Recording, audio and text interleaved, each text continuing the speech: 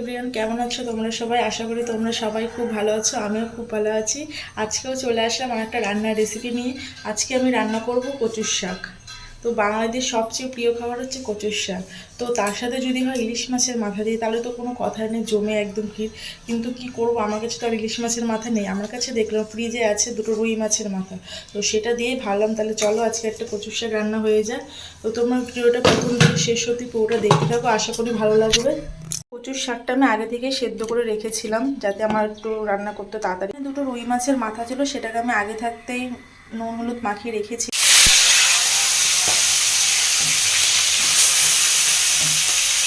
মাছটা আমার দেখো ভাজা হয়ে গেছে। তো চলো এবার একে একে সব কিছু মশলা দিতে থাকি।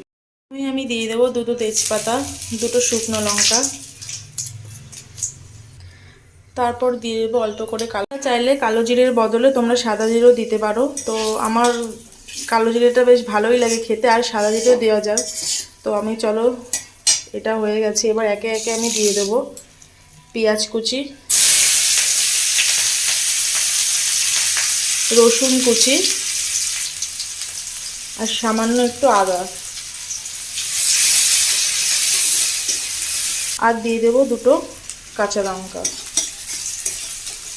পেঁয়াজটা লাল লাল করে ভাজা হয়ে গেছে। তো এবার এর মধ্যে মশলা দিয়ে দেবো। এখানে আছে ধনে গুঁড়ো, জিরে গুঁড়ো, লঙ্কার গুঁড়ো, আর হলুদ আর নুন। তোমরা লঙ্কার গুঁড়ো তোমাদের ঝাল অনুযায়ী দেবে, কে কীরকম ঝাল খাও সেরকম অনুযায়ী দেবে। আসলে এটা একটু ঝাল ঝাল হলেই খেতে বেশি ভালো লাগে, আর তার সাথে যদি গরম ভাত হয় তাহলে তো জমে যাবে পুরো।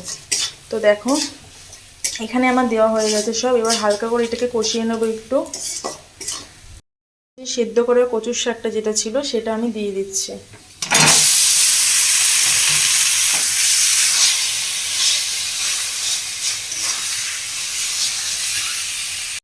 মাছগুলো দিয়ে দেবো এর মধ্যে। মাছটা দিয়ে আমি এটা ভালো করে নাড়িয়ে দিয়েছি। তো এটা থেকে এখন এমনি জল বেরাবে, তোমরা কিন্তু কেউ জল দেবে না এটাতে। তো চলো হতে থাকুক এটা, আমি 5 মিনিট পর এসে দেখাচ্ছি। তো চলো দেখো কতদূর হয়েছে।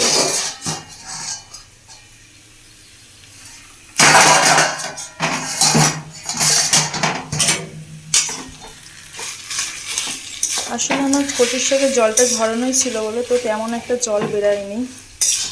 তো দেখো এখনো হালকা এখানে জল জল মতন আছে। তো এইটা আগে ভালো করে টানুক, তাহলে হবে, নালে গলা চুলকানোর ভয় আছে কোনো জলটা না শুকালে। তো তার জন্য এটাকে আমি ভালো করে আগে ছড়িয়ে দিই, নালে জলটা শুকাবে না। দেখো ভালোভাবে আমার কচুর শাকটা জলটা পুরো একদম ঝরে গেছে, আর কোনো পুরো শুকনো হয়ে গেছে। তো এবার নামানোর আগে একটু সামান্য গরম মশলা দিয়ে দেবো। গরম মশলা যদি বাড়িতে থাকে তাহলে দেবে, না না দিলেও হয়, দিলেও ভালো হয়। তো সামান্য একটু লাস্টে নামানোর আগে গরম মশলা দিয়ে হালকা করে নাড়িয়ে নেবেন। তো এই যে হয়ে গেছে আমার কচুর শাক রান্না।